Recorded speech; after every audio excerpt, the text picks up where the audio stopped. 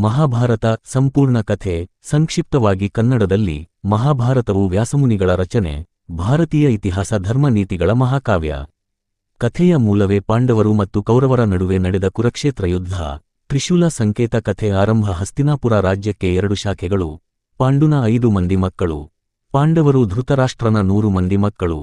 ಕೌರವರು ಪಾಂಡುವರು ಯುಧಿಷ್ಠಿರ, ಭೀಮ, ಅರ್ಜುನ, ನಕುಲ, ಸಹದೇವ. ಕೌರವರಲ್ಲಿ ಮುಖ್ಯ ದುರ್ಯೋಧನ ಮತ್ತು ದುಸ್ಸಾಸನ. ಪಾಂಡವರು ಧರ್ಮ, ನ್ಯಾಯ ಮತ್ತು ಸತ್ಯಕ್ಕೆ ಬದ್ಧ.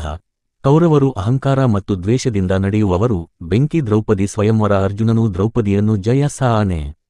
ಕುಂಟಿಯ ಮಾತಿನಿಂದ ದ್ರೌಪದಿ 5 ಮಂದಿ ಪಾಂಡವರಿಗೂ ಪತ್ನಿಯಾಗುತ್ತಾಳೆ. ಆಟದ ಡೈಸಗಟು. ಜೂಜಾಟ. ದುರ್ಯೋಧನ ಶಕುನಿ ಯೋಚನೆಯಿಂದ ಯುಧಿಷ್ಠಿರನು ಜೂಜಾಡಬೇಕಾಗಿ ಬರುತ್ತಾನೆ. ರಾಜ್ಯ, ಸಹೋದರರು, ಆತನೇ. ಕೊನೆಯಲ್ಲಿ ದ್ರೌಪದಿಯನ್ನು ಕಳೆದುಬಿಡುತ್ತಾನೆ. ದ್ರೌಪದಿಯ ವಸ್ತ್ರಾಪಹರಣ ಪ್ರಯತ್ನ. ಕೃಷ್ಣನೇ ಅವಳನ್ನು ರಕ್ಷಿಸುತ್ತಾನೆ. ಈ ಅವಮಾನವೇ ಮಹಾಯುದ್ಧಕ್ಕೆ ಕಾರಣವಾಗುತ್ತದೆ. ಪಾಂಡವರಿಗೆ 13 ವರ್ಷಗಳ ವನವಾಸ. ಸಂಕಲನ. ಅಜ್ಞಾತವಾಸ. ಶಿಕ್ಷೆ. ಕ್ರಾಸ್ ಮಾಡಿದ ಕತ್ತಿಗಳು. ಕುರುಕ್ಷೇತ್ರ ಮಹಾಯುದ್ಧ. 13 ವರ್ಷಗಳ ಬಳಿಕ ಪಾಂಡವರು ಹಕ್ಕು ಕೇಳಲು ಹೋದಾಗ ದುರ್ಯೋಧನನು ಸೂಜೆಯ ತುದಿ ಮಟ್ಟಿಗಾದರೂ ಜಾಗ ಕೊಡಲ್ಲ ಎಂದು ನಿರಾಕರಿಸುತ್ತಾನೆ. ಅರ್ಜುನ ಯುದ್ಧದಲ್ಲಿ ಗೊಂದಲಗೊಳ್ಳುತ್ತಾನೆ. ಈ ಸಂದರ್ಭದಲ್ಲಿ ಶ್ರೀಕೃಷ್ಣ ಅವನಿಗೆ ಭಗವದ್ಗೀತೆಯ ಉಪದೇಶ ನೀಡುತ್ತಾನೆ. 18 ದಿನಗಳ ಯುದ್ಧ.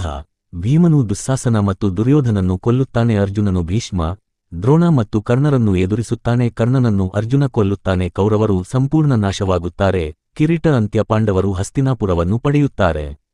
ಯುಧಿಷ್ಠಿರನು ರಾಜನಾಗುತ್ತಾನೆ. ಕೊನೆಯಲ್ಲಿ ಪಾಂಡವರು ಹಿಮಾಲಯದತ್ತ ಮಹಾಪ್ರಸ್ಥಾನ ಹೋಗಿ ಒಬ್ಬೊಬ್ಬರಾಗಿ ಮುಕ್ತಿಯನ್ನು ಪಡೆಯುತ್ತಾರೆ. ಅರಳುವ ಹೂವು. ಸಾರಾಂಶ.